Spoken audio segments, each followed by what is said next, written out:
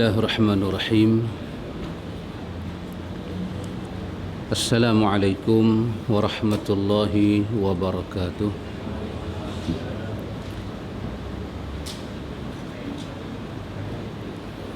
Innal hamdalillah nahmaduhu wa nasta'inuhu wa nastaghfiruh wa na'udzu billahi min shururi anfusina wa min sayyiati a'malina.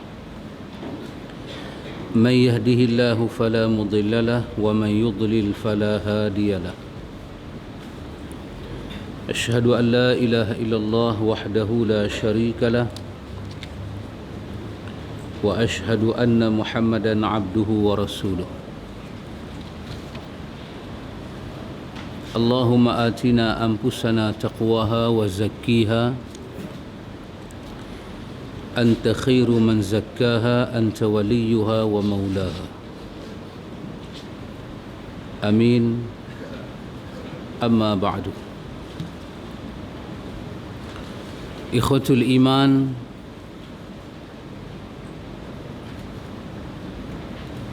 أحبكم الله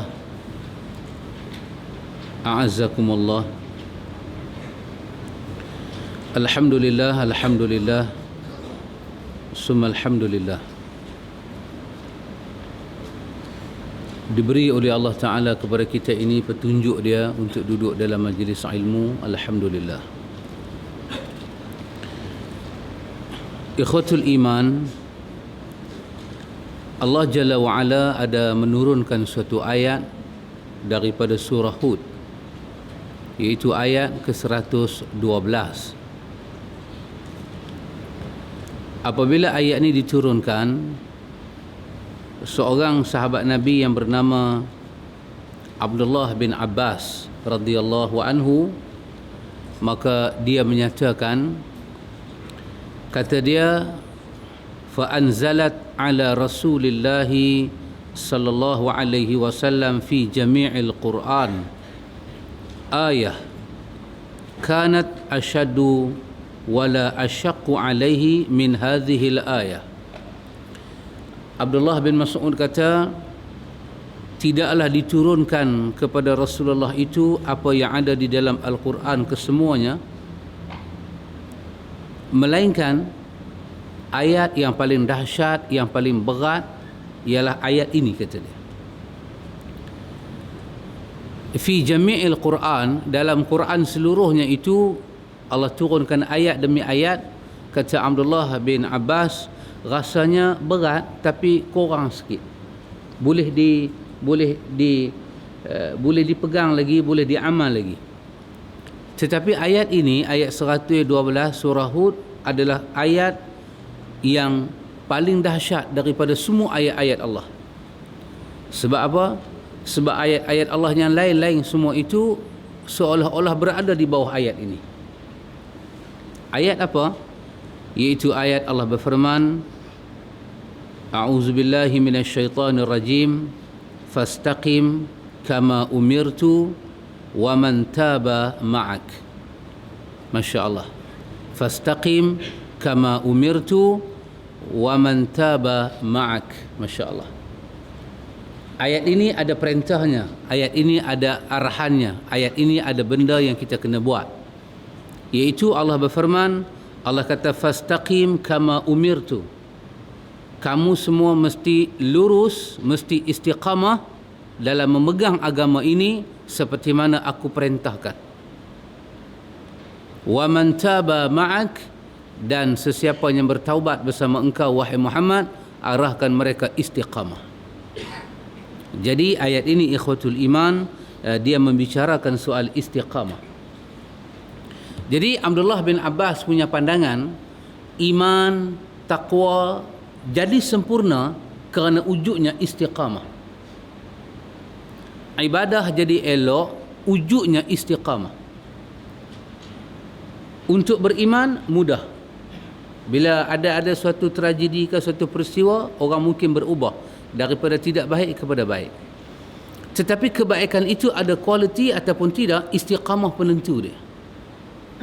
Kita ini boleh jalan lurus sampai ke mati di atas hidayah Allah, istiqamahlah penentu dia. Dan untuk dapat istiqamah sesuatu yang sangat sukar. Karena Allah menyatakan alif lam mim ahasiban nasu an yutraku an yaqulu amanna wa hum la yuftanun. Alif lam mim, adakah manusia mengira menyangka dengan dia menyatakan dia beriman, kami sudah terima iman dia, sedangkan kami belum menguji imannya. Sebahagian ulama tafsir kata kami belum menguji imannya bermakna kami belum menguji istiqamahnya dalam iman. Masya Allah.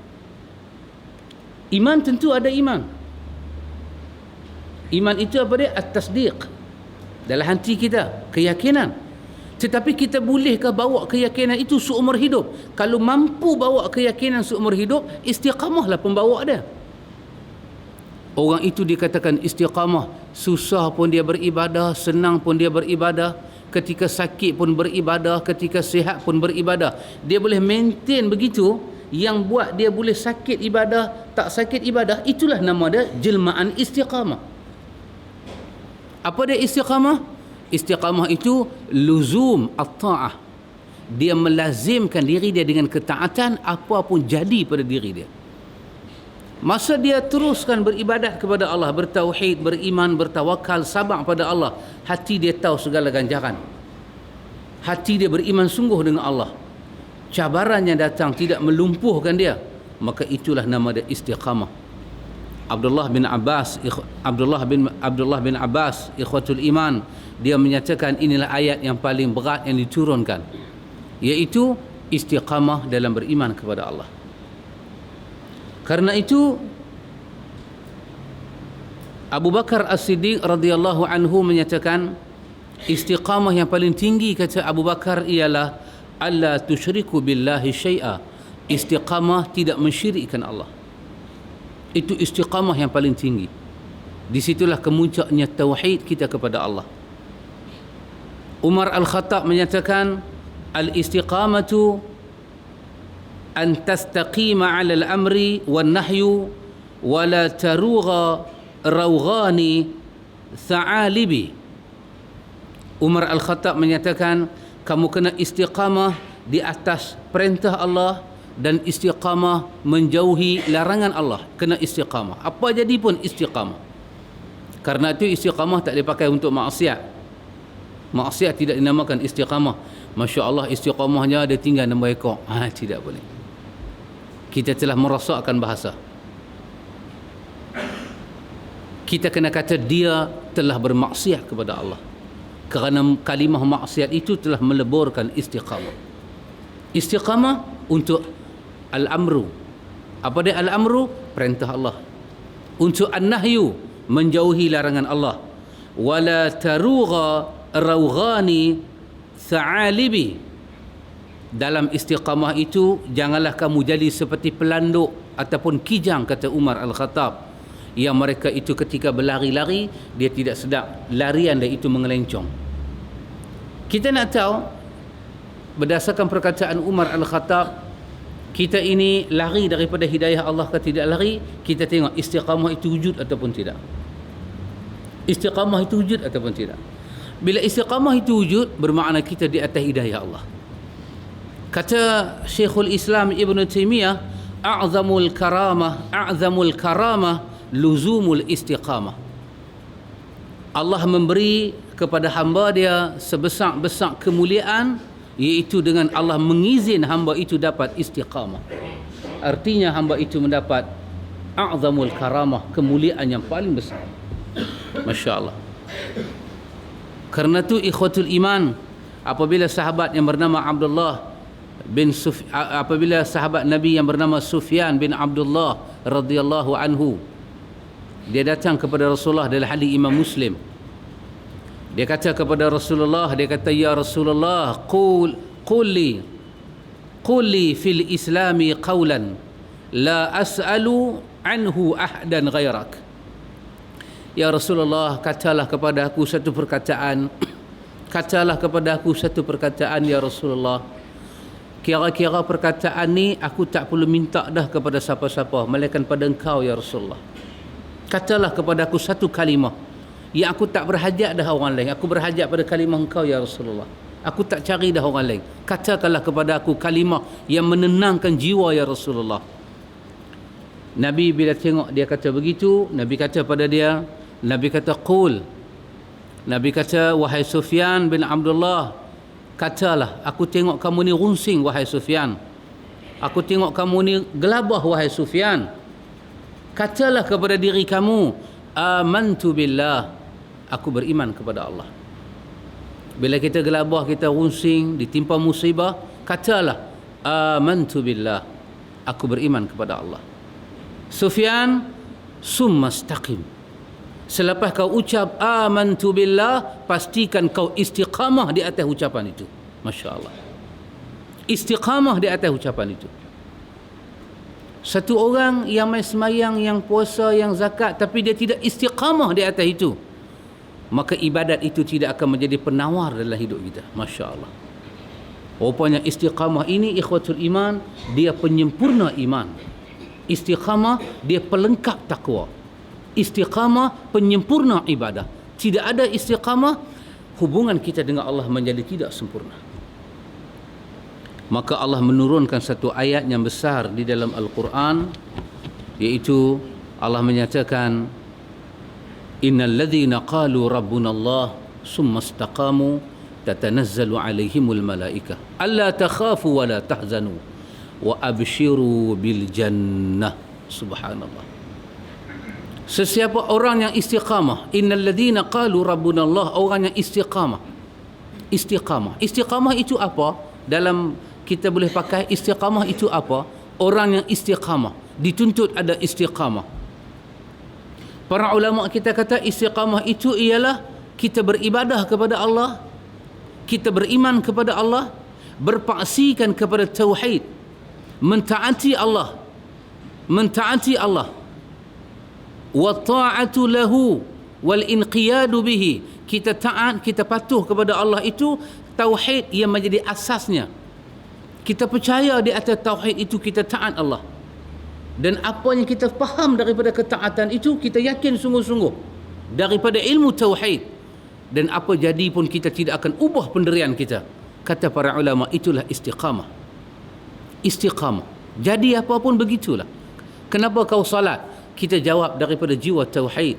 Allah telah menurunkan kefarduan salat. Kita beriman dengan kefarduan salat. Dan kita tahu Allah mencatatkan fadilat-fadilat kepada orang yang salat. Masya Allah. Allah beri fadilat yang besar pada orang yang salat. Allah janji qad aflahal mu'minun.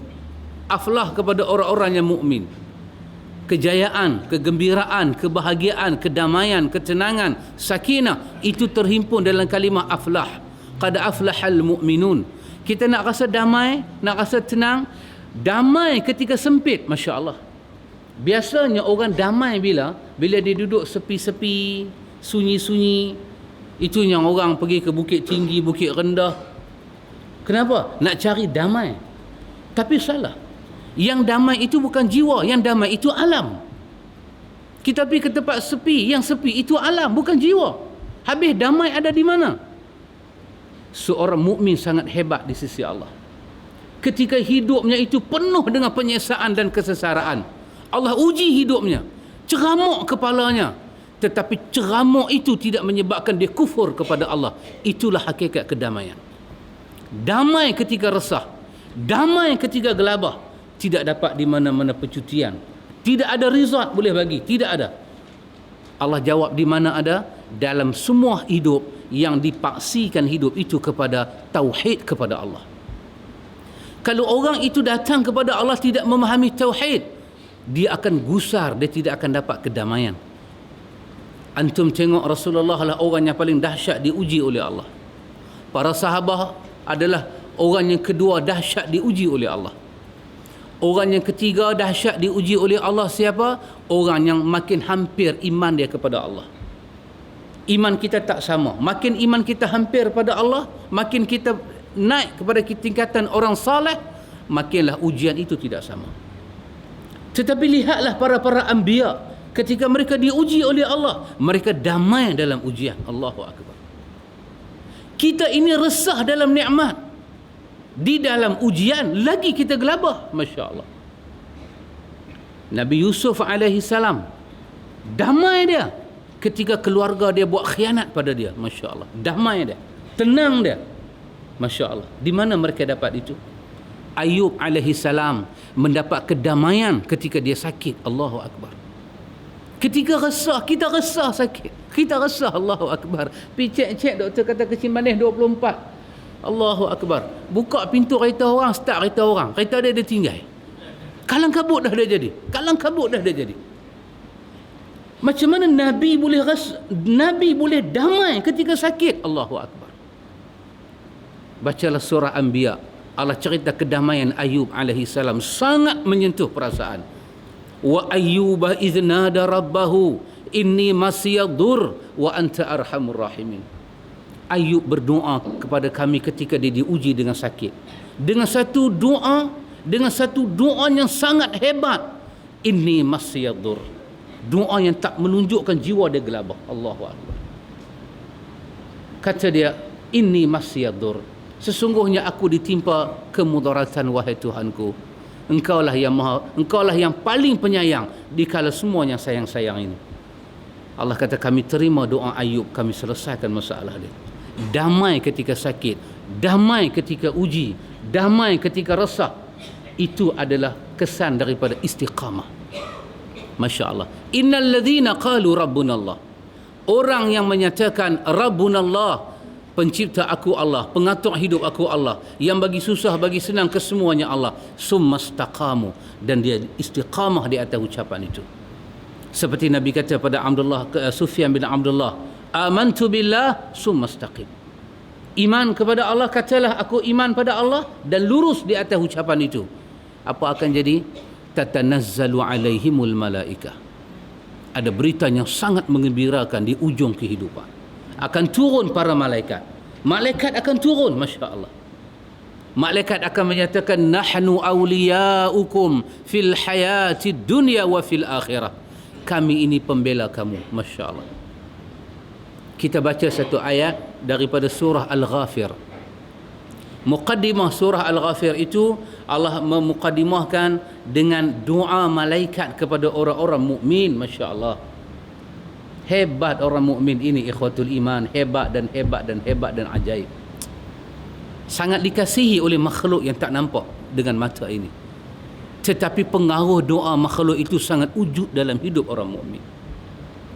Kita dapat kuat macam mana, ikhwatul iman? Kita dapat kuat macam mana? Kita dapat kuat kerana ubi jaga kah? Kita kuat pasal apa? Tongkat Ali kah? Kita kuat pasal apa?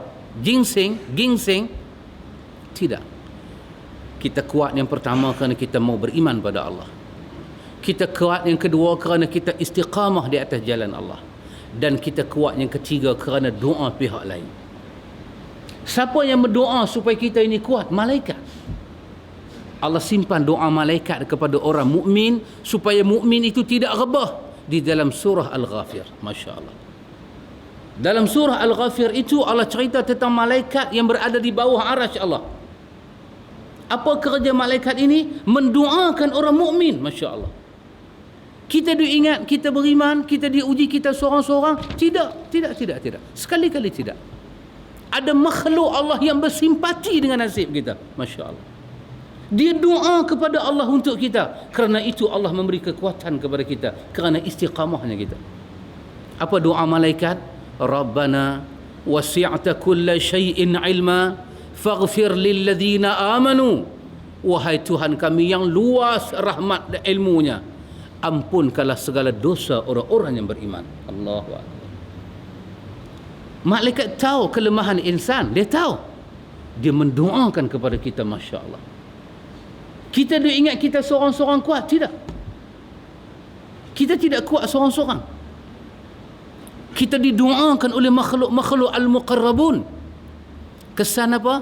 Kesan kita istiqamah kepada Allah. Malaikat akan kata pada orang yang nak mati itu, nahnu awliyaukum fil hayatid dunya wa fil akhirah. Kami adalah pembela kamu dunia dan akhirat. Allahu Akbar. Dia bela kita dengan doa dunia dan akhirat. Walakum wa abshiru la takhafu wa la tahzan.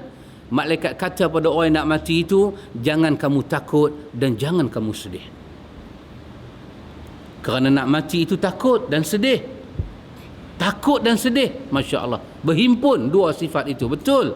Dalam hadis At-Tirmidzi daripada Anas bin Malik, Nabi ziarah sahabat itu, Nabi kata, kaifa tajiduk? Macam mana keadaan kamu? Inni akhafullah wa inni arju.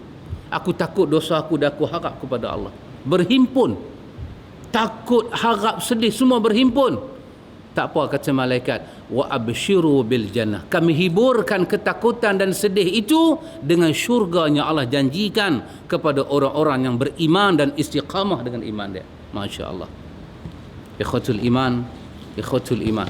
Satu hari Abdullah bin Mas'ud radhiyallahu anhu, datang satu orang kepada dia, iaitu Uthman Hadiri Al-Azdi.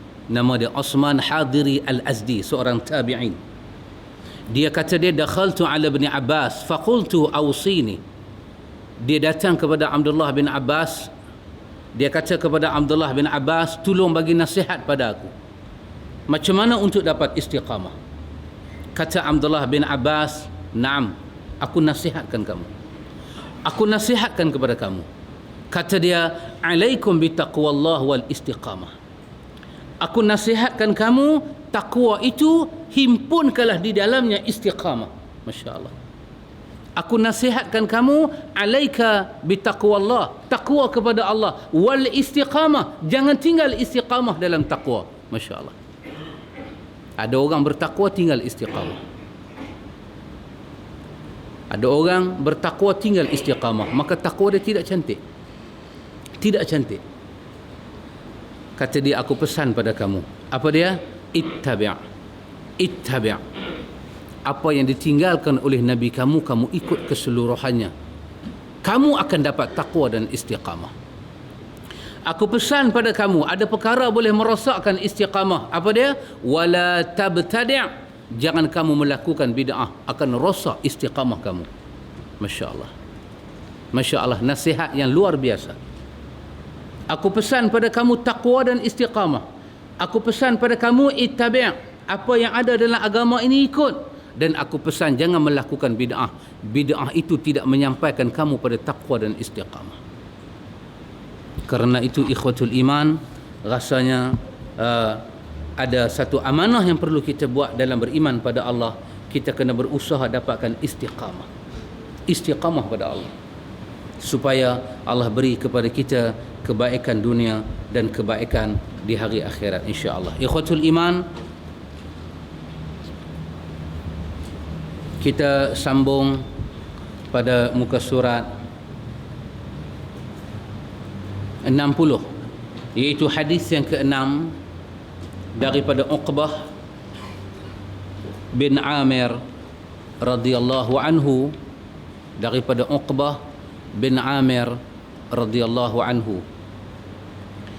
Kata dia, anna Rasulullah sallallahu alaihi wasallam qala, alam tara ayatin unzilat hadhihi laylata lam yura mithluhunna qat, qul a'udzu birabbin nas wa qul a'udzu birabbil falaq wa qul a'udzu birabbin nas.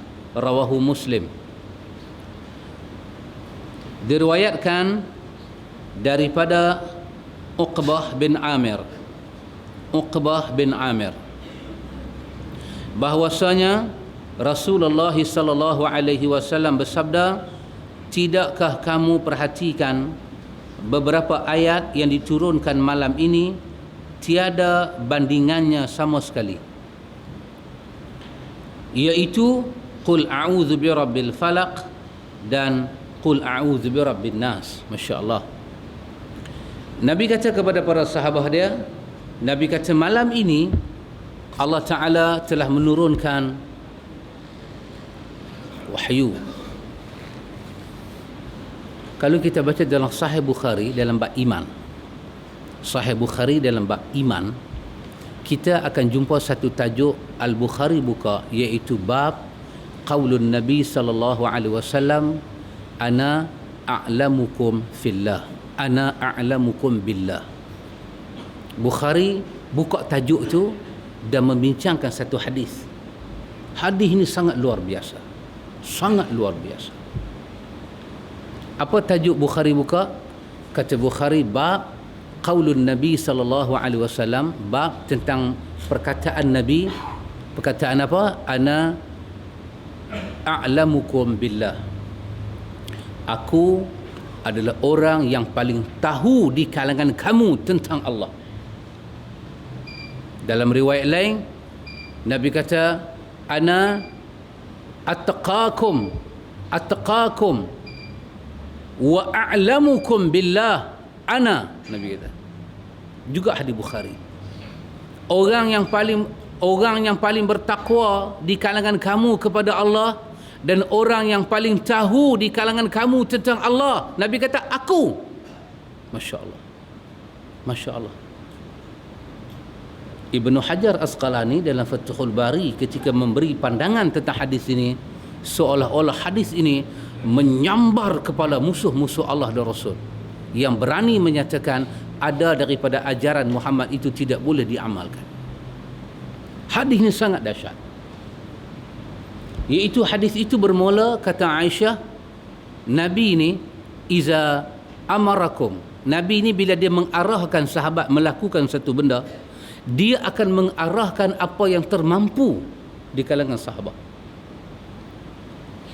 Bila Nabi nak bagi sahabat buat satu benda, Nabi akan arahkan sahabat buat yang termampu.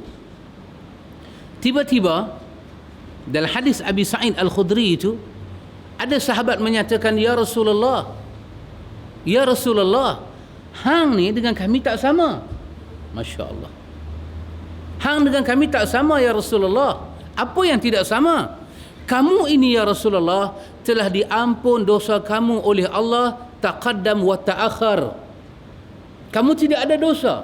Jadi kalau Tuhan buat turun apa pun pada kamu, kamu boleh buat. Lain daripada kami ya Rasulullah. Apabila ada sahabat berkata demikian, lahirlah perkataan ini. Lahirlah perkataan ini. Dalam hadis Bukhari itu menyebut dengan mukanya kemerah-merahan. Dengan muka Nabi merah, dan merah itu bukan merah panas, tapi merah marah. Terus Nabi menyatakan, wa attaqakum wa a'lamukum fillahi ana. Bantah hujah sahabat. Orang yang paling takwa kepada Allah, orang yang paling tahu tentang Allah di kalangan kamu, aku, Nabi kata. Apa bahasa Nabi cakap itu? Bila ada orang mengaku ada ajaran agama kami tak boleh buat, Nabi bagi tahu yang paling tahu tentang Allah ni di kalangan kita semua aku. Kalau wahyu Tuhan itu turun, dan wahyu Tuhan itu turun dalam keadaan hampa tak mampu buat, akulah orang yang paling tahu. Hampa siapa? Bahasa Nabi itu kalau kita mukhalafahkan, kita terbalikkan, kita akan dapat hampa siapa? Tuhan buat turun perintah ni, hampa kata hampa tak mampu. Siapa hampa? Hampa tahu apa tentang Tuhan? Hampa tahu apa tentang wahyu? Hampa tahu apa macam mana wahyu diturunkan? Masya Allah. Ibnu Hajar Asqalani perpanjangkan bab itu. Kata Ibnu Hajar Asqalani, wahyu itu diturunkan bukan tiap-tiap hari. Wahyu diturun ada belah siang, ada belah malam. Ada musim tertentu. Ada kondisi tertentu. Ada keadaan tertentu. Ada wahyu turun musim sejuk. Musim sejuk turun wahyu berpeluh-peluh Nabi. Ada wahyu turun ketika safar. Ada wahyu turun ketika perang. Ada wahyu turun ketika Nabi tidak. Jadi sesiapa yang menyatakan kami tak boleh buat ini, seolah-olah dia menyatakan Tuhan menurunkan wahyu tidak melihat kondisi hamba dia. Sedangkan proses wahyu turun itu berbagai-bagai untuk menunjukkan Tuhan telah pun memahami alam ini punya perubahan. Sesiapa yang menyatakan wahyu itu tak boleh dibuat, seolah-olah dia menyatakan dia lebih tahu tentang Allah daripada Nabi. Masya Allah. Pasal itu dalam surah Al-Hujurat Allah menggunakan perkataan apa? Adakah kamu nak mengajar Allah? Allah guna bahasa itu. Adakah kamu nak mengajar Allah? Bila Nabi sebut satu benda, Nabi kata ana a'lamukum billahi, aku orang yang paling tahu tentang Allah. Kalau Allah menurunkan wahyu ni kamu tak sesuai, buat lagi, tak sampai masa buat lagi, akulah orang yang paling tahu. Bila aku bagi pada hampa, aku bagi yang paling mudah, yang paling senang, dan bila aku bagi itu bersesuaian dengan masa, dengan iklim, dengan negeri, dengan tanah, dengan keadaan, kenapa kamu menyatakan kamu tidak mampu melaksanakannya? Masya Allah. Ikhwatul iman, Bukhari mengambil hadis ini dibubuh dalam bab Kitabul Iman, bab beriman, seolah-olah nak bagi tahu cacat iman kita ni, tak sempurna iman kita ni kalau kita merasakan ada bahagian daripada ajaran Nabi belum masa untuk dibuat. Cacat iman, terpaksa, darurat, lain bab. Pasal itu darurat punya hukum Allah sendiri turunkan. Boleh makan lahmul khinzir, siapa yang izinkan? Allah yang izinkan. Kenapa dia izinkan? Kerana dia memahami perubahan alam. Allah yang buat bila kita nak berjalan, bila kita nak berhenti, bila kita nak senang, bila kita nak susah, negeri mana kita nak pijak, tang mana kita nak pijak, Allah menentukan. Maka Allah turunkan suatu hukum dalam Quran, boleh makan lahmul khinzir bila darurat. Bila nak darurat? Tunggu masa darurat lah. Allah menurunkan wahyu, dia memahami fitrah alam. Maka kalau kita berani menyatakan tak sesuai lah dia amalkan, tak apa. Kalau tak sesuai amal tak apa. Yang paling best lagi, dah tak sesuai, tempat sunnah tu pergi tukar pula dengan bid'ah. Oh, dah cakap. Tempat sunnah tu pergi adjust benda berlawanan dengan sunnah. Masya Allah. Ini boleh merosakkan iman. Karena itu kita kena tahu, Nabi lah orang yang paling tahu tentang Allah, tentang sifatnya, tentang namanya, tentang kedudukannya, kehebatannya, kemuliaan Allah Ta'ala. Itu Nabi yang paling tahu. Sifat agama ini Nabi lah yang paling tahu daripada kita. Karena itu kerja kita mengikut Nabi. Cuba antum padankan dua ayat. Satu ayat daripada surah Al-An'am, satu ayat daripada surah Al-Ahzab. Cuba padankan. Ayat daripada suratul An'am kata apa? Inna salati wa nusuki wa mahyaya wa mamati lillahi rabbil alamin.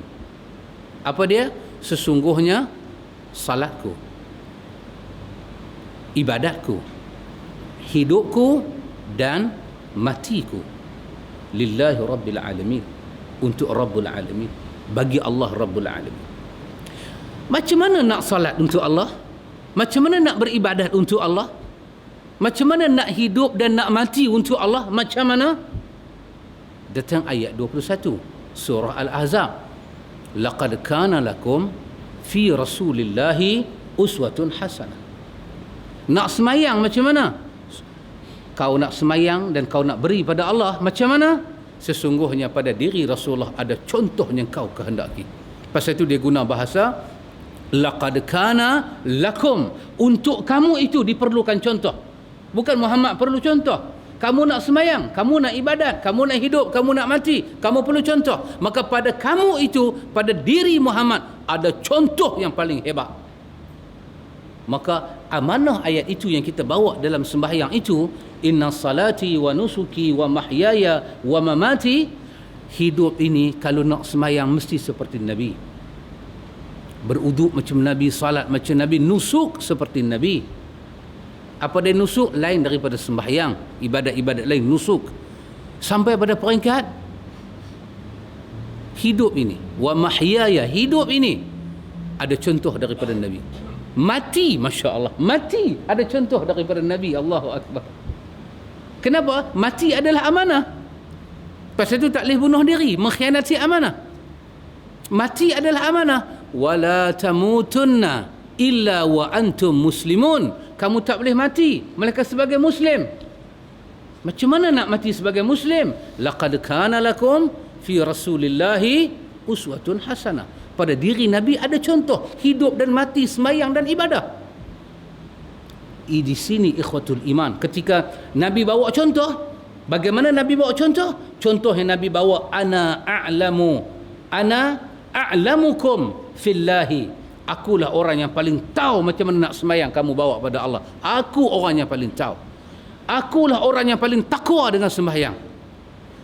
Maka macam mana kita nak hidup, nak melepaskan diri daripada amanah besar ini? Rasanya belum selesai kerja kita, ikhwatul iman, belum selesai. Kita nak kena istiqamah di atas ini. Hari ini kita kena didik jiwa kita. Apa dia? Rasulullah itu lebih tahu daripada segala yang tahu dalam dunia ini tentang Allah. Dalam hadis Imam Bukhari diangkat kalimah itu. Bahkan dalam riwayat lain diangkat kalimah orang yang paling melakukan kebajikan itu, Nabi kata, aku. Orang yang paling reti menjauhi maksiat, aku. Masya Allah. Rasanya bila kita menyebut Rasulullah itu, kita kena padu semua benda ini. Kena istiqamah. Karena itu kita tak boleh buat bid'ah. Kenapa? Bila kita buat bid'ah, bid'ah itu apa? Ibadah yang tidak ada dari Nabi. Kita buat, bermakna kita sedang mengiktiraf ada orang lain lebih tahu tentang Allah dari Nabi. Maka ayat inna salati wa nusuki itu telah tidak pergi kepada Nabi. Laqad kana lakum fi rasulillahi uswatun hasanah. Ayat itu telah keluar segala penguat-penguatnya. Siapa nak ajak kita sembahyang, nak ajak puasa, nak ajak zakat, nak hidup dan mati, Masya Allah. Saya bagi contoh pada antum, hatta nak mati Nabi ajak cara. Hatta nak mati Nabi ajak cara. Laqinu mautakum la ilaha illallah. Nabi ajak cara.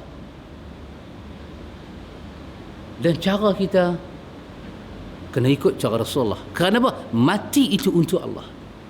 Mati itu untuk Allah. Ya, kena matikan cara Rasulullah. Laqinu mautakum la ilaha illallah. Ajak orang nak mati itu la ilaha illallah. Kenapa? Itu cara Rasulullah mati. La ilaha illallah dalam hadis Imam Bukhari. Nabi nak mati. La ilaha illallah, inna lil mauti sakarat. Nabi kata sesungguhnya mati ini sesuatu yang sangat sakarat. La ilaha illallah. Dan Nabi mati. Nabi mati. Mati dia macam tu rupanya nak menjadi contoh kepada umat. Matilah begini.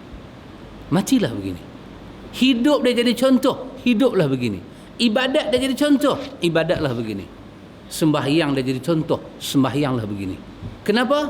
Nabi kata a'lamukum billah ana, orang yang paling tahu tentang Allah, aku. Masya Allah. Macam mana nak tinggal sunnah Nabi ni? Hari orang mati, apa Nabi buat? Nabi mendoakan orang mati. Macam mana Nabi doakan? Yang pertama Nabi doakan masa pergi ziarah mayat, Nabi doakan. Nombor dua, di mana Nabi doakan? Masa sembahyang mayat. Yang ketiga, di mana Nabi doakan? Di atas tanah perkuburan. Yang keempat, bila Nabi doakan? Bila Nabi lalu ke tepi kubur, Nabi ziarah kubur, Nabi doa lagi. Bila lagi Nabi doa? Bila Nabi teringat pada satu-satu orang, Nabi doa dia. Apabila Nabi hidupkan sunnah baginda begitu, itulah sunnah Nabi yang Nabi paling tahu tentang Allah, tentang agama ini. Nabi tahu. Bagaimana kita boleh mendoakan orang mati tidak mengikut cara Rasulullah? Siapa yang lebih tahu sekarang? Kita bila sebut nak mendoakan orang mati, kita nampak kena rebus bihun, kena beli udang, kena tumis cabai. Kita nampak dah. Kenapa kita tak boleh mendoakan pada orang mati seperti ajaran Rasulullah? Sedangkan daripada ayat tadi, perkataan nusuk ibadat lain daripada sembahyang, puasa, zakat. Lain daripada sembahyang, semua panggil nusuk. Nusuk itu untuk Allah. Dan Allah menjadikan Muhammad sebagai contoh. Dan Nabi paling tahu tentang Allah. Kenapa kita buat lagu lain? Kenapa kita tak ikut Rasulullah? Bukan tak ikut, Ustaz, nak bagi elok lagi. Nabi paling tahu tentang Allah. Tak mana tak elok? Bukan marah, saja ambil perhatian. Tak marah. Nabi dah bagi tahu, aku paling tahu tentang Allah. Bukan kata dia kata ikut sunnah aku saja, aku paling tahu. Masya Allah. Kata Imam Ibn Hajar ketika mentarifkan a'lamukum billahi, dia ta'rifkan dengan a'rafukum billahi, paling kenal, paling tahu tentang Allah. Masya Allah. Sedangkan kerja kita itu mengikut. Kita tak perlu buat apa, ikut. Masya Allah. Kalau hati kita berat untuk ikut, bermakna kalau hati kita berat untuk ikut Allah dan Rasul, istiqamah tidak ada. Kalau meninggalkan sunnah, mana ada istiqamah? Abdullah bin Abbas sebut dah tadi, ittabi' alaikum bitaqwallah, ittabi'. Takwa ada istiqamah, ikut. Jangan mubtadi'. Jangan melakukan yang lain, nanti tak ada istiqamah. Kalau tidak ada istiqamah kerana tidak berani mengikut Nabi, kerana ada sebab-sebab lain tak boleh ikut Nabi, bermakna iman sekarang ini adalah iman yang belum sempurna. Masya Allah. Ikhwatul iman, kerana itu kita mesti hati-hati. Hadis yang kita baca ini, ikhwatul iman, pada satu malam diturunkan ayat. Nabi kata, alam tara ayatin unzilat hadhihi lailah. Hampa tak tengokkah malam ni diturunkan dua ayat? Lam yura mithluhunna qat. Ayat ini punya kelebihan aku belum pernah tengok lagi. Nabi kata, hebat ayat ini. Ayat apa? Qul a'udzu birabbil falaq dan qul a'udzu birabbin nas. Masya Allah, masya Allah. Ayat ini ayat yang sangat hebat. Ayat yang sangat hebat. Sehingga kan dikatakan, man taqra'u syai'an uballighu 'indallahi min qul a'udzu birabbil falaq. Iaitu sesiapa yang tak membaca, sesiapa yang baca qul a'udzu birabbil falaq ini, tidak ada hajat dia yang tidak akan dipenuhi oleh Allah. Melainkan kalau ada hajat yang tak dipenuhi oleh Allah kerana orang itu dalam hidup dia tidak membaca qul a'udzu birabbil falaq. Seolah-olah dikatakan begitu, melihat kepada hebatnya surah qul a'udzu birabbil falaq. Masya Allah. Punya hebat surah tu seperti itu. Sehingga dikatakan kepada, disebut di dalam riwayat-riwayat, Nabi kata apa? Gabunglah qul huwallahu ahad, qul a'udzu birabbil falaq dan qul a'udzu birabbin nas. Nabi kata apa? Yukfika kulla syai'in. Tiga surah ini kalau kamu gabungkan bacaan dia, sudah mencukupi hidup kamu. Nabi kata, Allahu akbar. Yukfika kullu syai'in. Semua benda cukup dah pada kamu. Masya Allah. Jadi macam mana kita nak rasa wujudnya surah ini? Macam mana kita nak rasa surah itu mencukupkan? Kita kena beramal. Kena beramal. Qul huwallah, al-falaq, an-nas, Nabi jadikan wirid lepas sembahyang. Nabi buat. Kita buatlah. Di antara wirid kita lepas sembahyang itu. Lepas sembahyang, sebahagian orang, Assalamualaikum warahmatullahi, Assalamualaikum warahmatullahi, Alhamdulillahilladzi lam yattakhidh waladan. Tidak ada. Nabi tidak berwirid demikian. Kalau nak baca itu dinamakan ayatul izzah, boleh baca, tapi bukan lepas sembahyang. Masa dalam kereta, masa pergi makan kenduri kenara, masa tengah balai rokok, boleh baca. Lepas sembahyang, jangan ditambah. Kerana ada wirid Nabi letak lepas sembahyang. Kita berwirid seperti itu. Pasal apa? Nabi paling tahu itu yang paling sesuai. Nabi paling tahu. Macam kita ambil ayat sembahyang. Habis dah basuh kaki semua, kita baca doa. Asyhadu an la ilaha illallah wahdahu la syarikalah wa asyhadu anna Muhammadan abduhu wa rasuluh. Cukup dekat tu, habis.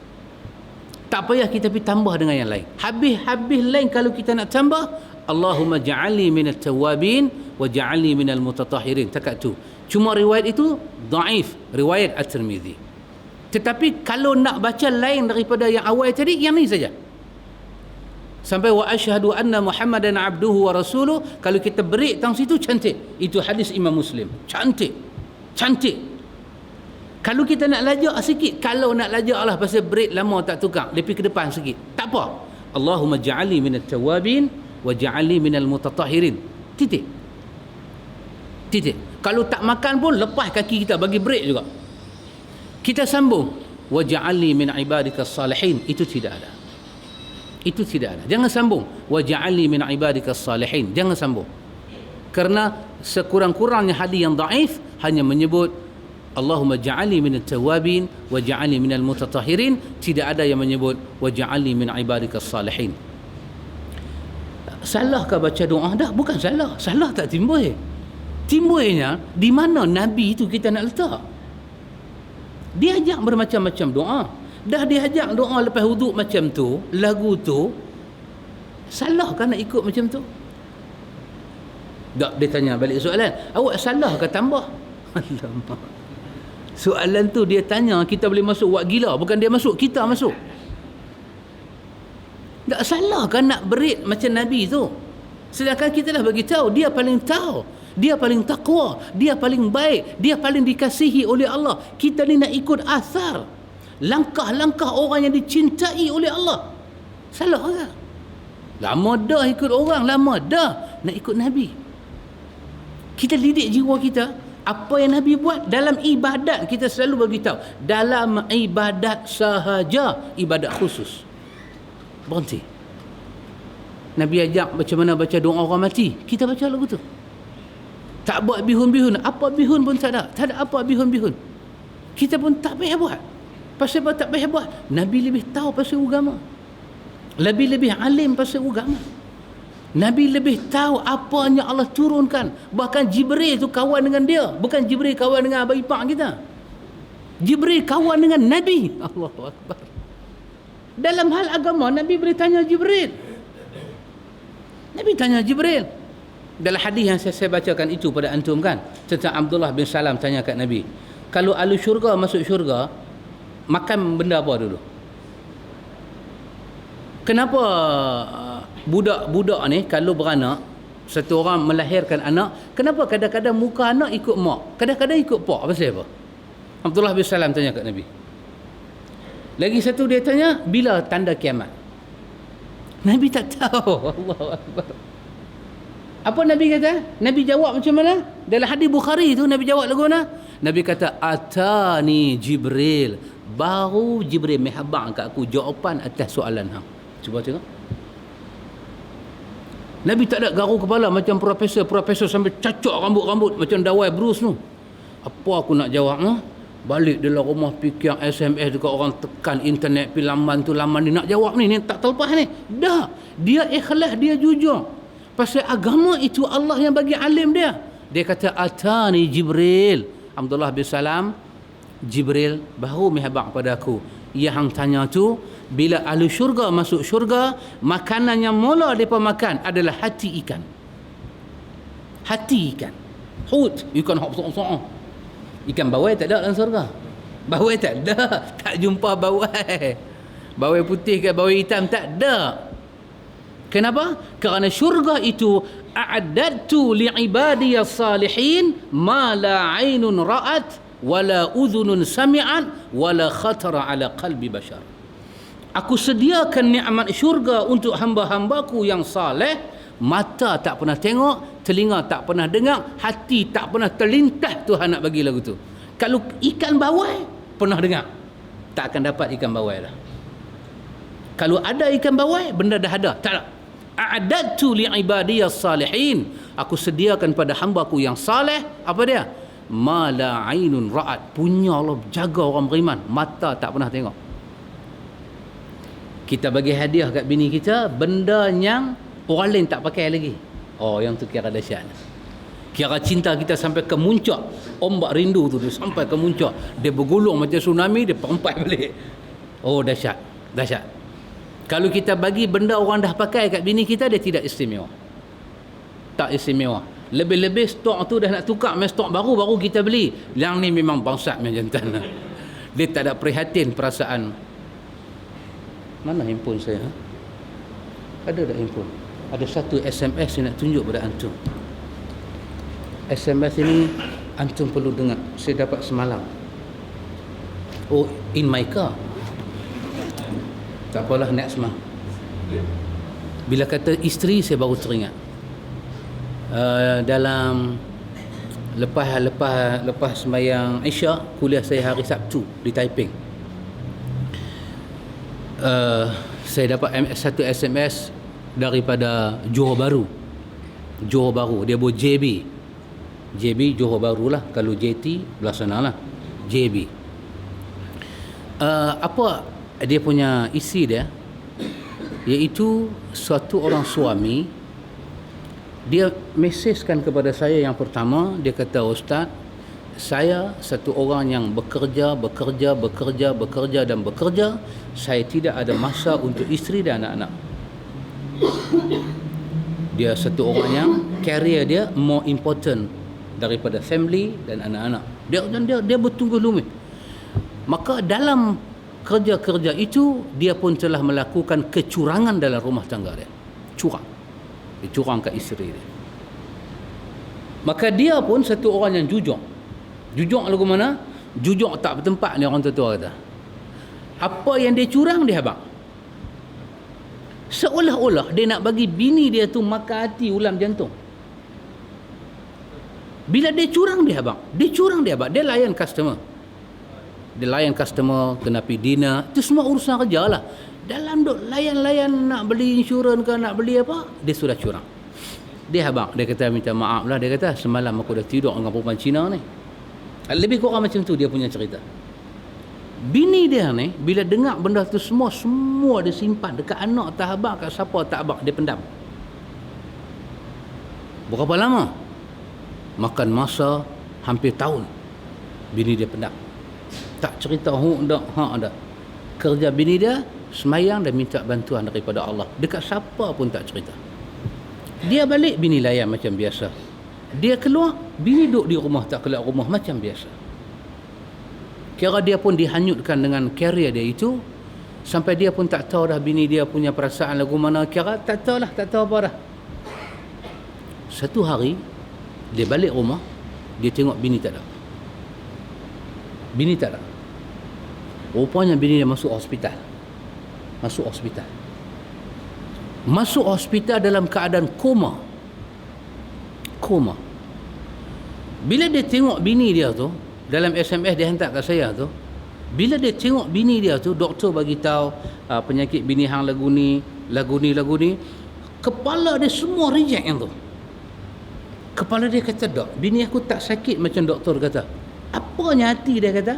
Hati dia kata, bini aku sakit ni pasal dia duk makan cerita-cerita maksiat yang aku buat. Pasal itu dia sakit. Dia kata, Ustaz, honestly benda tu dia main daripada hati dia, tikam pergi ke otak. Ustaz, saya rasa salah kat bini saya. Hati saya kata, bini saya masuk hospital bukan kerana sakit, tapi dia pendam buruk saya tu terlampau lama. Satu hari benda tu makan diri saya. Bila dia tengok bini dia koma macam tu, dia rasa dia ni macam pembunuh, dia kata. Saya pun balas SMS dia. Saya kata, sahabat, istighfar, berdoa dan perbanyakkan sedekah. Dia balik SMS belah pagi tadi.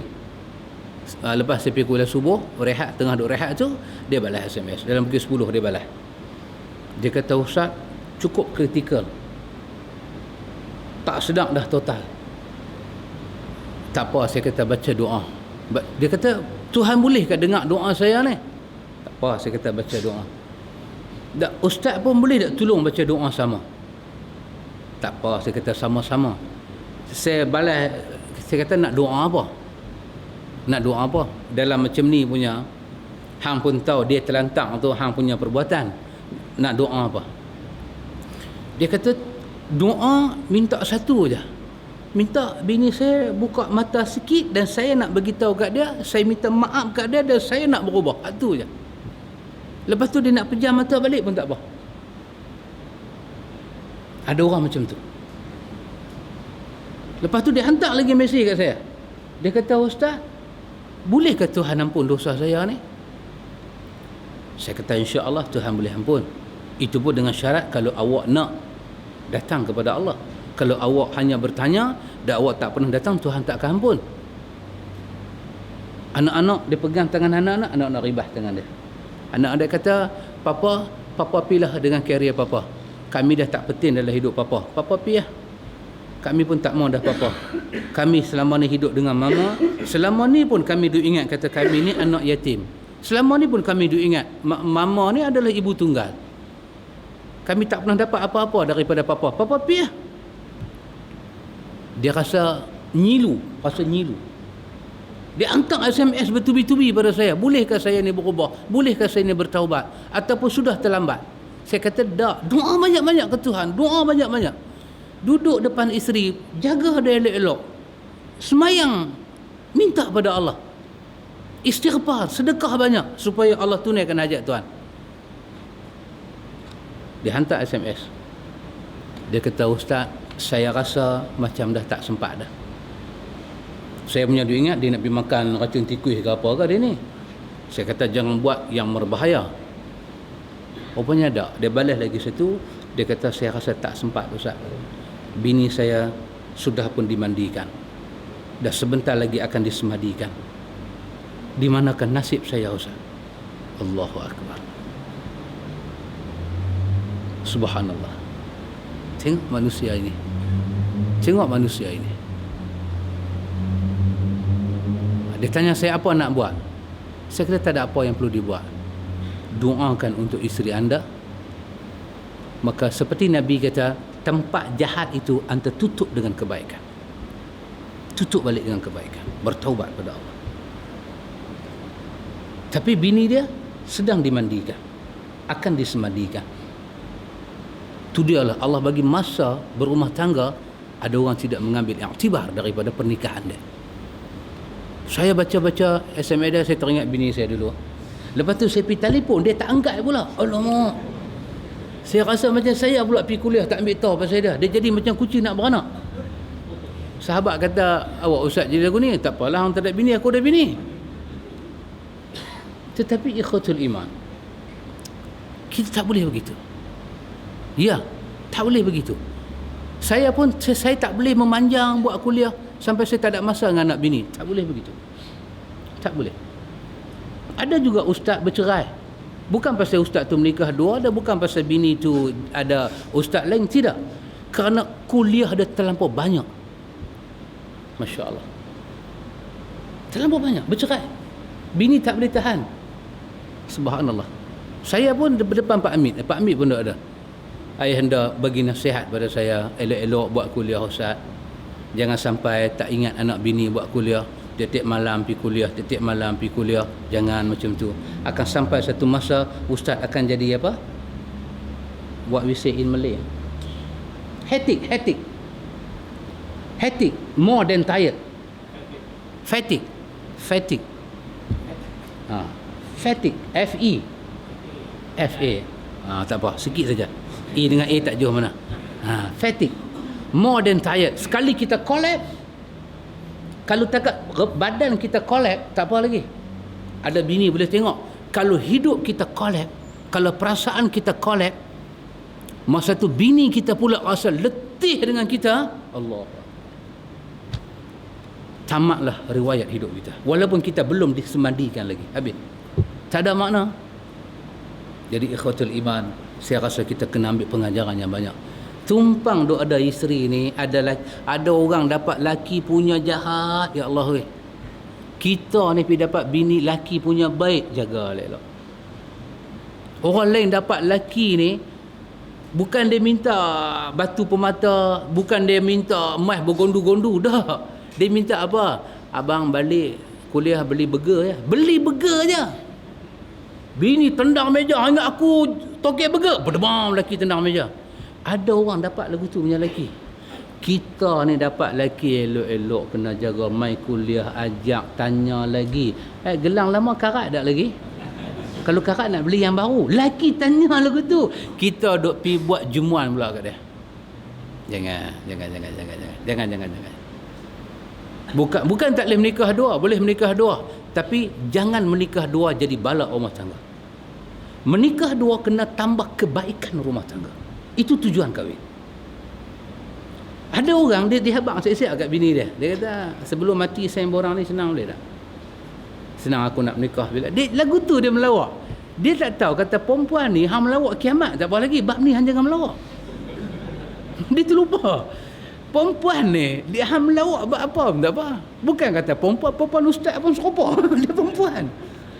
Kalau kita bagi dia bawa kereta kan, kita duduk relax sebelah kan. Gimana kalau kita sajalah kata kat dia kan. Hajar kita pun teringat. Mana kalau menikah dua ada dua driver. Kita habaq dua driver. Lampu merah dia pergi break. Lampu hijau, lampu merah betul lah kena break. Lampu hijau dia break. Bab lain boleh melawak, bab tu jangan melawak. Dan bukan pasal kita takut, tak takut. Tapi kerana suami itu amanah, hidup itu amanah, nak menikah. Tapi jangan gunakan bahasa suka bagi hati orang ni pecah. Jangan guna bahasa bagi hati orang ni rebeh, luka, tikam hati dia, ambil duri duk pergi cucuk hati dia saja. Nikah dah lagi. Kalau menikah terus hibuk balik, tak apa. Pergi menikah hibuk balik, tak seketul. Ni hang punya madu. Habis perempuan tu pun nanti jigil lagu tu aja. Dia tak kata apa. Dah. Dia masuk dalam bilik, dia tutup berdebum. Dia menangis sat. Dia keluar bilik. Buat macam mana dia kata? Ini qada dan qadar, rukun iman yang keenam. Rukun iman yang keenam kena beriman. Kita ahlu sunnah. Habis dekat tu. Habis dekat tu lah. Kita ahlu sunnah kena beriman. 6 rukun iman boleh 5.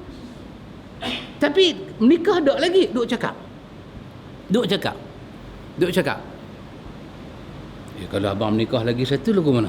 Kawan tu macam duk cucuk hati. Sekali cacak macam ketang. Kam. Ni kalau pi X-ray lah, darah luruh ni liter. Tak ada dah jantung dia. Jangan. Nanti bila Tuhan ambil balik khazanah-khazanah ni semua, baru kita nak rasa, ya Allah. Mesti orang lepas dia kahwin apa semua, dia kata apa? Dia garodai. Betul tak? Dia garodai. Silap apa? Mana boleh silap? Benda dah jadi, mana boleh silap? Karena itu kalau nak menikah. Ikut apa yang Nabi sebut. Apa dia? Tabalakum minan nisa'i. Cari perempuan yang paling baik buat masuk dalam rumah tangga kita, perempuan yang hormat pada bini kita, perempuan yang dia tak paksa kita buat maksiat kepada Allah. Cari perempuan yang baik. Perempuan yang baik, Allah kata tambah kebaikan rumah tangga. Jangan jadi macam kisah saya sebut tadi. Balik dia dan bersama bini dia selama dia kahwin, hanya masa bini dia koma je. Itulah saat paling lama dia tengok muka bini dia. Lama. Balik-balik rumah tak ada siapa. Koma. Pi tengok koma. Dia hantar hari Sabtu. Hari Sabtu dia duduk hospital. Itu pun dia hantar pukul 11.30. 11.30 pagi besok dia hantar balik. Bini dia sudah dimandikan. Bermakna dia dan dengan bini dia tu seharian. Oh, ikhwatul iman. Tak tahulah nak bercara depan Tuhan macam mana. Inna lillahi wa inna ilaihi raji'un. Allah ambil hamba dia. Allah ambil orang beriman, ikhwatul iman. Allah akan jaga orang beriman dengan penjagaan yang paling hebat. Kalau Allah ambil nyawa orang beriman, dia letak di atas sana, dia pegang nyawa orang beriman, Allah akan tanya kepada orang yang menzalimi orang beriman. Sekarang dia kembali pada aku jaga dia elok. Kenapa hang buat kat dia lagu ni? Tapi hamba Allah ni satu yang lebih dia apa dia? Dia tanya, bolehkah dia bertaubat? Saya kata ikhwatul iman, orang ni Tuhan tak payah bagi apa kat dia. Satu orang jahat, tu buat, hak ni buat. Tuhan tak payah buat apa. Tuhan tak payah pergi hantar orang pergi pukul dia, tak payah bagi aksiden tangan sebelah terkeluar, tak payah bagi tak payah. Cukup Tuhan bagi hidayah. Lepas tu hidayah tu masuk dalam hati dia, beserta hidayah itu Allah campak satu benda lagi, nama dia apa? Perasaan bersalah diri. Habis hidup kita. Kadang tak dapat hidayah, tapi perasaan salah diri itu Tuhan bagi. Oh, cukup. Hidup kita tamat. Dia duduk pukul dada ni. Pasal apa aku buat lagu ni. Dia duduk pukul itu pasal apa. Dia boleh gila seumur hidup. Jangan perasaan tu Allah campak sebagai balas dendam Tuhan pada kita. Allah itu ada sifat Al-Muntaqim. Apa makna Al-Muntaqim? Dia akan balas orang sesuai dengan perbuatan orang itu. Jangan. Dia bagi sikit bersalah. Macam dulu, kita pernah cerita dulu kan, yang kawan tu beli kereta baru, anak dia pergi turih panjang sikit kat kereta dia kan. Dia tak sedang kata, dia pergi patah ni rantin bunga ros yang ada duri tu. Muka dia tengok anak patah, dia tanam kan, Melayu panggil ros apa? Mawar. mawar. Dia patah bunga mawar tu, tak tengok tangan patah, ribah di tangan. Tak tengok dah. Tu dia bengkak jadi hitam. Malam anak tak boleh tidur. Bini kata, abang mai tengok sat abang, anak tangan anak abang pukul dia dengan apa ni? Tak ada, aku pukul dengan ranting pokok ah. Pokok apa abang? Lari pergi tengok pokok bunga ros yang patah. Bawa pergi hospital. Doktor pun tengok, tahan hospital, bubuh apakah, semua sapu ke apakah. Esok pagi doktor kata kena potong tangan anak dia, potong. Bukan umur 15 tahun, baru 6 tahun. Anak ni lepas sedang daripada ubat pelali ni apa semua ni, apa anak dia masa nak sedang tu jadi macam apa tu, sedang tak sedang sama banyak, dia duduk cakap seorang-seorang dia, abah kakak tak buat dah, abah kakak tak buat dah, abah bagi balik tangan kakak. Yang tu aja dia dengar masuk dalam hati dia sebagai bapa, habis hidup dia. Salah diri kadang-kadang adalah satu bala Allah bagi pada satu orang untuk menghukum dia seumur hidup. Kita bersalah, rasa kita buat maksiat dan kita kembali pada Allah, itu satu nikmat. Tapi bila bersalah tu mai, pintu taubat ditutup.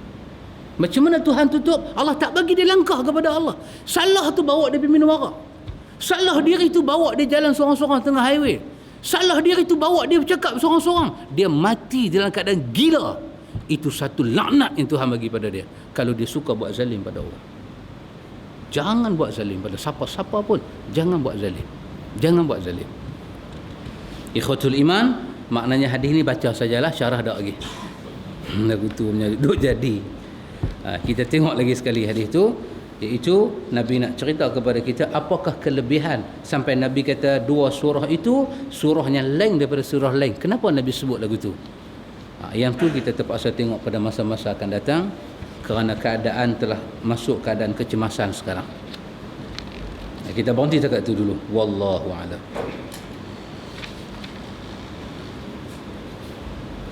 Ada soalan kan datanya? Ya. Ada orang bagi kat kita hadiah, supaya dia bagi hadiah, tapi dia bagi tahu dia bagikan simpan ni hadiah lah, tapi dia kata janji hadiah ni jangan jual. Dia abang tu. Dia abang tu, tapi kita guna, tapi kita tak guna dah. Tapi jual tu rasa lebih elok lah, sebab tak guna dah. Jadi boleh ke kita jual? Yang dia kata jangan dia jual.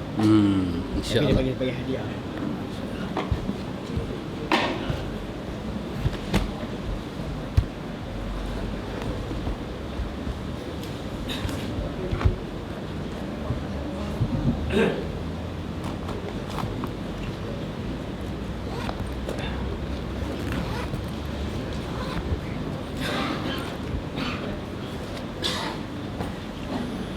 Ustaz. Ya, sahabat. Jadi dalam YouTube. Ya, ucapan daripada Matan pemimpin. buku itu tidak ada dalam Quran. Semua ia adalah bikinan daripada Al-Quran. Oh. Jadi anda nak tahu pendidikan yang memastikan dia bukan sebagai orang Islam ataupun benar-benar tak tahu Islam.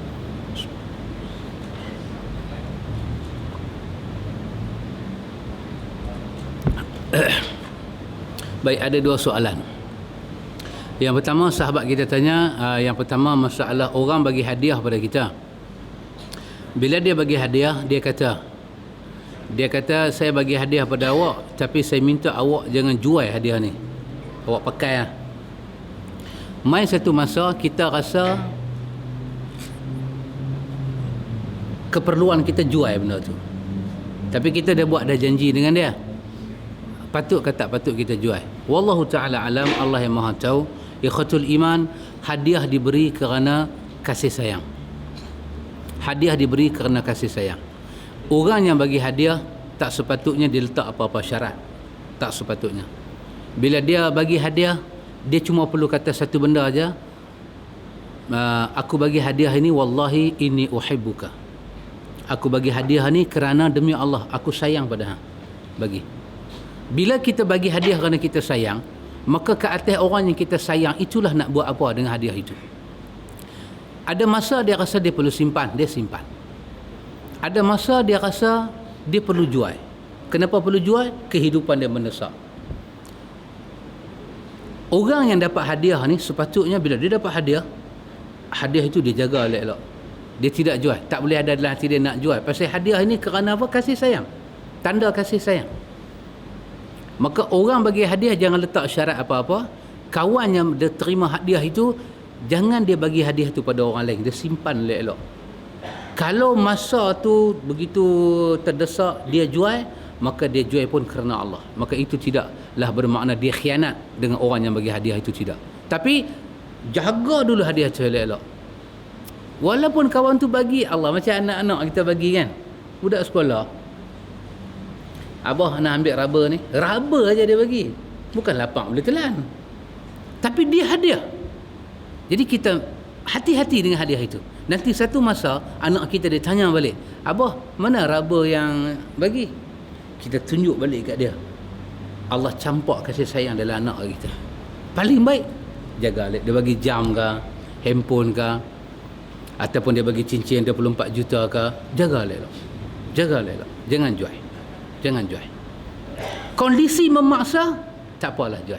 Tapi jangan ingat dalam kepala kita nak jual hadiah-hadiah orang bagi kita. Itu adalah kasih sayang dan itu cara paling baik kita simpan hadiah. Dan kawan yang bagi itu jangan kata apa-apa. Jangan jual kan, jangan apa. Kita menyusahkan orang yang kita kasih. Pasal itu hadiah tak bagi kat musuh. Ni aku ada beli handphone satu, harga pun mahal juga, 600. Aku bagi kat hang pasal hang musuh aku, ambil. Tak benar. Musuh orang bagi racun tikus, kerak katak, kepala hilang badan saja bagi, yang tu musuh. Hadiah pada orang yang dicintai. Begitu. Wallahu a'lam. Soalan yang kedua, sahabat kita tanya, ada bekas mantan menteri bercakap hukum hudud ini tidak ada di dalam Al-Quran, dia hanya adalah bikinan dan buatan ahli fiqh. Wallahu ta'ala alam, Allah Ta'ala yang maha mengetahui. Yang pertama, apakah dia maksud hudud tidak ada di dalam Al-Quran? Apa yang dia maksud?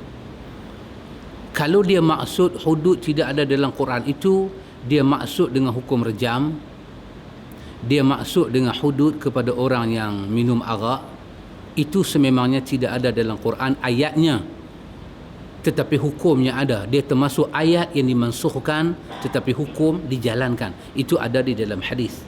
Kalau itu yang dia maksudkan, maka kita tak katalah dia ini orang yang akidah dia rosak, tidak. Tapi kalau dia maksudkan hudud itu tidak ada di dalam Al-Quran, dia maksudkan kalimah hudud itu, dia maksudkan jenayah, kita kata jenayah Islam itu. Kalau dia kata hudud tidak ada dalam Islam, yang dia maksudkan itu adalah dalam Al-Quran Allah langsung tidak membicarakan soal menghukum penjenayah. Ini semua tak ada dalam Quran, ini bikin ulama lain. Seperti otak Mu'tazilah, tujuan dia kata Quran itu makhluk dengan tujuan dia nak pindah. Kalau orang ini dia bercakap demikian, itu maksud dia, itu helah dia, itu tujuan dia, maka kita cepat-cepat kata pada dia, Tuan Menteri, awak wajib bertaubat kepada Allah. Dia wajib bertaubat kepada Allah. Satu, kenapa dia wajib bertaubat? Kerana dia bercakap apa yang dia tak tahu. Ayat macam kita kata, satu orang datang, Tuan, saya menyatakan di dalam Al-Quran tidak ada ayat yang membicarakan siksa kubur. Betul, memang tidak ada ayat bicara siksa kubur, tetapi secara sarih, ghairu sarih itu ada. An-naru yu'raduna 'alaiha, neraka itu dibakar siang malam pagi petang ke atas Fir'aun. Kata para ulama tafsir, inilah ayat yang bercakap wujudnya siksa kubur, kerana sekarang Fir'aun berada dalam kubur. Dan siksa kubur itu sabit dengan ayat Quran secara ghairu sarih. Ghairu sarih, bukan secara sarih. Ghairu sarih, secara sindiran, bukan secara nyata. Tapi ada orang bercakap, saya tidak percaya siksa kubur itu ada kerana Quran kata tak ada. Quran tak bicara. Kalau nada dia bercakap itu memang hajat dia nak tolak, hanya itu sebagai dalil, cepat-cepat kita kata kepada dia, sahabat, Tuan, istighfar kepada Allah. Allah masih bagi pintu untuk bertaubat. bertaubat pada Allah dan istighfar daripada bahasa itu. Kalau dia enggan bertaubat setelah seruan taubat ditegakkan, maka dia boleh keluar daripada wilayah iman kepada wilayah kekufuran. Jadi yang baiknya kita kena nasihat menteri-menteri, our prime minister ini, sama ada yang ada ke, yang dah pencen ke, ambillah sikit masa sebelum malaikat maut tarik nyawa ni, mengaji akidah Islam. Mufti begitu banyak, just you petik aja mufti mana you nak mengaji. Habis tak ada apa, masjid prime masih ada kosong, you boleh duduk sila. Aircon pun ada. Masjid negeri, tiap-tiap negeri ada. YouTube sekarang ada. You type saja satu nama ustaz you nak dengar, you boleh dengar syarahan dia. You boleh dengar. YouTube saja, di laman-laman web-web duk ada ni semua ni, you boleh baca artikel dalam apa bahasa sekalipun. Jangan duk gatih pungkok pergi cakap benda ni semua. Masalah pemimpin kita hari ni, mereka tak ada masa nak mengaji agama. Pasal mereka sendiri tak mau bagi masa. Pasal tu jadi celau, jadi haru biru. Lepas tu pula di-cover sikit dengan para-para ulama yang ada authority ni, yang macam tu lah. Nak kata yang macam mana, yang macam tu. Antum bodoh ni. Pasal tu dalam apa, surah apa akhir daripada Al-Ahzab yang cakap soal bagi amanah pada langit, bagi amanah pada bumi, kan, semuanya tak mau, kan, tiba-tiba manusia terima, kan. Apa Allah sifatkan manusia? Innahu kana zaluman jahula. Dua sifat Allah bubuhnya merosakkan, zalim dan jahil. Jahil. Demi Allah, kalau ada orang ni kita boleh cakap dengan Facebook kat dia, tak usah kata apa, tak usah duk pergi type Tuhan hudud itu ada, jangan, satu saja type, Tuhan bertaubat kepada Allah. Kerana orang ini wajib bertaubat. Wajib bertaubat. Kita pasal apa tak kata dia itu kafir? Yang pertama, kita tak tahu niat dia, apa tujuan dia cakap. Tetapi apa kita panggil, body language ni, dia boleh menterjemahkan niat. Cara cakap, cara macam kita baca dalam Mata'ul Badrain, kan, satu orang dikata pada dia, sahabat, makan mulalah dengan bismillah. Kita tak tahu apa niat dia, tapi dia cakap sepatah. Dia kata, awak kalau makan dengan bismillah boleh kenyang. Kita nak kata dia kafir, tak boleh, pasal kita tak tahu nawaitu dia. Tapi body language, rentak ayat, itulah yang dikatakan getaran jiwa. Irama dan lagu itu, kalau irama pi saja, lagu pi keleng, pincang. Demikian manusia. Dia punya nada tu kita boleh tahu apa maksud dia tu. Kita tak kata dia kafir, pasal tu kita kata orang macam ni wajib ditegakkan hukum taubat, taubatan nasuha. Kalau dia enggan taubat, dia cerca pula, kita boleh kata pada dia wilayah kekufuran terbuka luas. Ini masalah orang besar-besar bila ada kuasa tapi jahil tentang hukum hakam agama. Ini masalah dia. Ini masalah dia. Tu kena hati-hatilah masalah ni. Maka saya katakan, kalau ada pemimpin cakap macam tu, mantan ataupun sekarang, tegakkan hukum taubat pada dia. Kerana Ahlussunnah menegakkan hukum taubat. Dia tolak taubat, baru datang kafir ataupun tidak. Taubat dahulu. Pasal itu dibuka pintu taubat. Taubat kepada Allah, taubat. Sama with our Prime Minister, tak pasal-pasal pergi berdiri atas batu cave tu, kena suruh taubat. Itu belah kerajaan, belah pembangkang pun buat gila juga. Yang pergi pakai serban dia tu pasal apalah, Syekh oi. Apa pergi buat gila ambil tak tu? Pun kita kena kata taubat lah.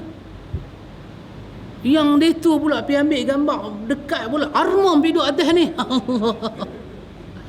Armam tu pergi letak depan tu, atas api tu, dalam gambar tu. Api duk marak menyala, macam api semarak tu. Dia tu pergi buat cak tu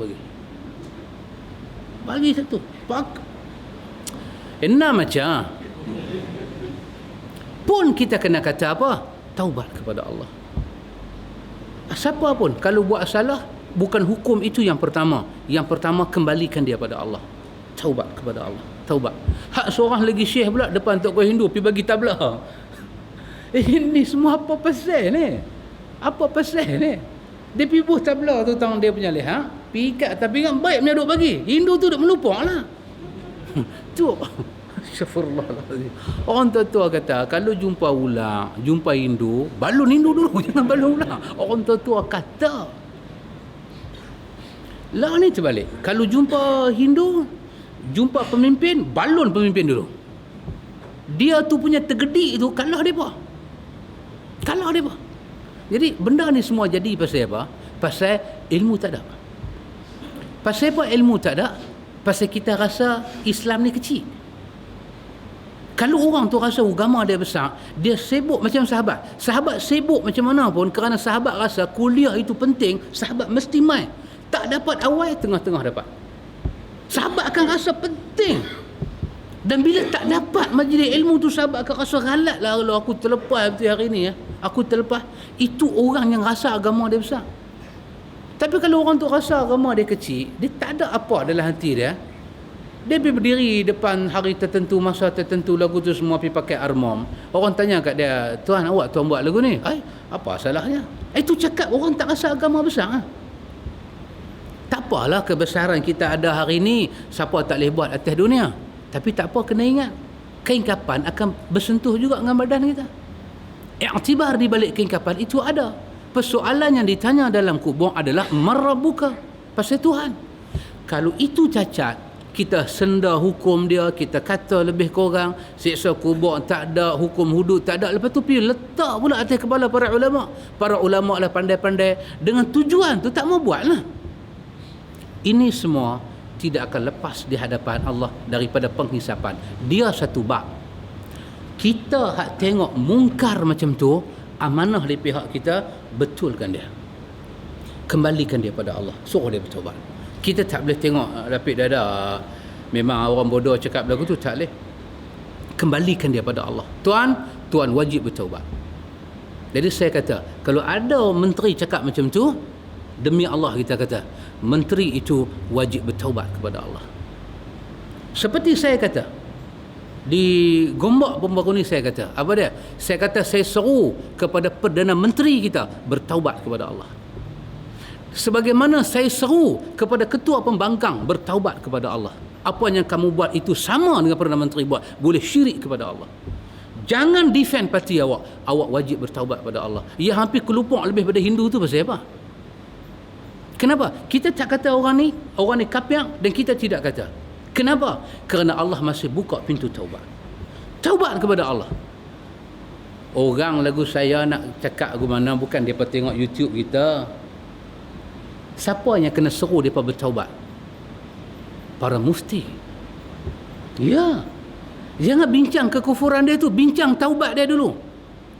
Kenapa awak bertaubat? Awak telah terjebak kepada wilayah yang dipertikaikan kufur ataupun tidak. Kena bertaubat kepada Allah. Taubat. Lah bukan suruh sembelih kepala, taubat.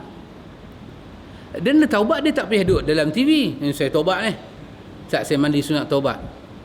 Usalli sunat taubat, nawaitul ghusli taubati. Tak payah.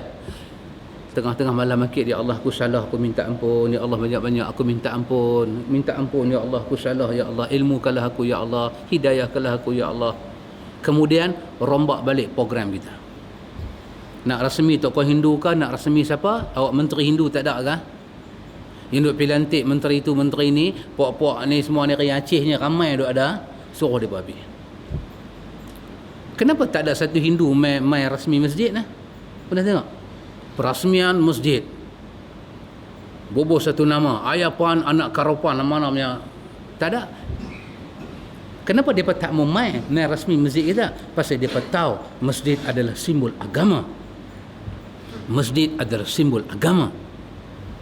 Kita kena hati-hati.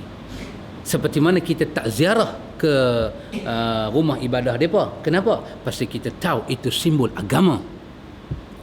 Dia ada hak datang minta bantuan, negara Islam bantu dia, tapi bukan makna negara Islam kena masuk beribadat dalam tokong dia. Prinsip kita, la a'budu ma ta'budun. Kau ibadat, aku tak kacau. Tapi aku nak beribadat dengan kau, aku tidak beribadat. Kau nak apa? Aku bagi. Itu hak engkau sebagai manusia. Tetapi agama adalah agama aku. Inna dina indallahil Islam. Tetapi ada juga ayat lakum dinukum waliyadin. Ada juga ayat la ikraha fid din. Tetapi jangan lupa ayat inna dina indallahil Islam. Agama tunjang adalah Islam. Kau boleh buat apa kau nak buat, aku tak paksa, tapi tunjang agama adalah Islam. Prinsip itu kena ada kepada para pemimpin. Mungkin saya boleh cakap saya belum jadi pemimpin dan tak pernah cita-cita pun nak pergi duduk tempat tu. Tak mau langsung duduk tempat tu. Tetapi kita hanya beritahu sebagai Muslim, menteri kah, Perdana Menteri kah, siapa pun dia saudara kita dalam Islam. Tegakkan hukum taubat daripada hukum mengkafirkan dia. Hukum taubat ditegakkan. Dia tolak taubat, bacalah ayat-ayat Allah Ta'ala. Sesiapa yang tidak mau kembali kepada Allah, maka dia orang-orang yang ditutup hatinya daripada hidayah.